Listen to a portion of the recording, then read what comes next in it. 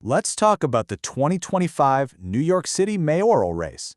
It ended in a way almost nobody saw coming. A self-described democratic socialist took the helm of America's financial capital. It was one of the most remarkable political stories in recent memory. So the big question is, how? How did this political earthquake even happen? Well, it is a wild story. We're talking about a stunning primary upset, a backlash that was just unprecedented, and a campaign that basically tore up the old rulebook for New York City politics. Okay, so it all started with the Democratic primary. That was the first domino to fall, and boy did it send shockwaves through the political establishment. This is where Zohran Mamdani, a state assemblyman, managed to defeat former Governor Andrew Cuomo. And you have to remember, Cuomo was one of the most powerful figures in New York Democratic politics. So this wasn't just any primary victory. It was the moment that set the stage for one of the craziest general elections the city has ever seen. Right after that primary win, the attacks started coming, and I mean immediately. But here's the thing, it wasn't just from the usual suspects. This was coming from all sides, a full-on political assault.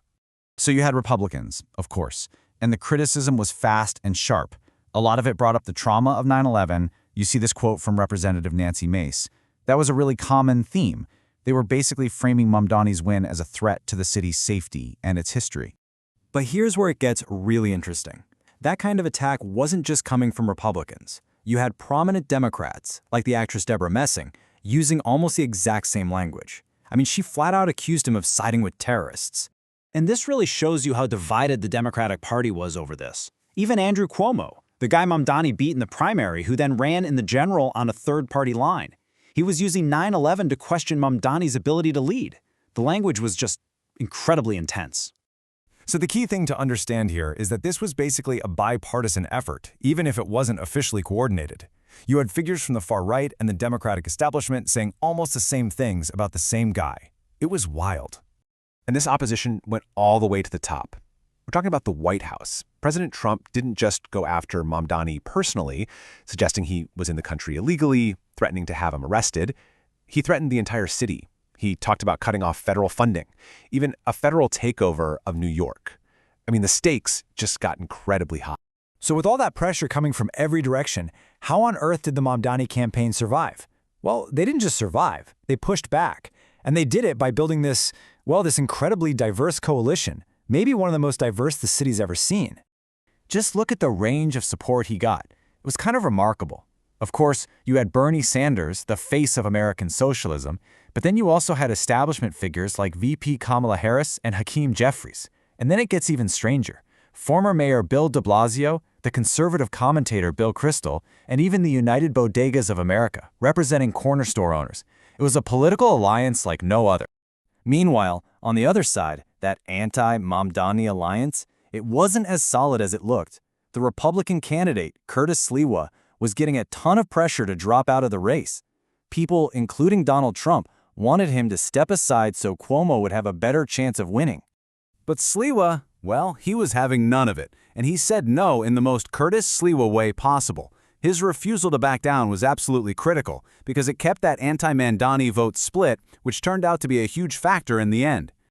Okay, so we've talked about all the political drama, but what was the message? What did Mamdani actually run on that got people so excited? Well, his whole campaign was built on this radically different vision for what city government is even for. This quote from his election night speech really sums it up. He wasn't just saying, hey, we're going to give you more stuff. He was promising a whole new standard. The idea was that working for the city shouldn't be about mediocrity. It should be about excellence, a source of real pride.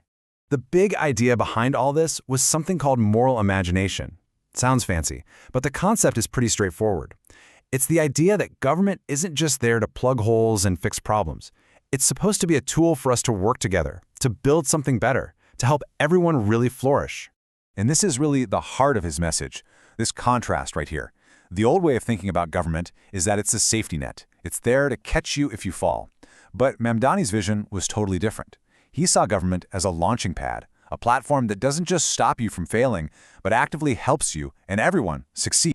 And all of this leads us to Inauguration Day, January 1st, 2026.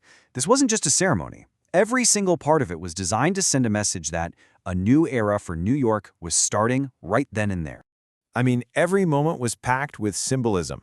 In the morning, he took his first oath of office down in an old, abandoned City Hall subway station, a clear signal about his focus on public transit. Then, midday, he was officially sworn in using a historic Quran, becoming the city's first ever Muslim mayor.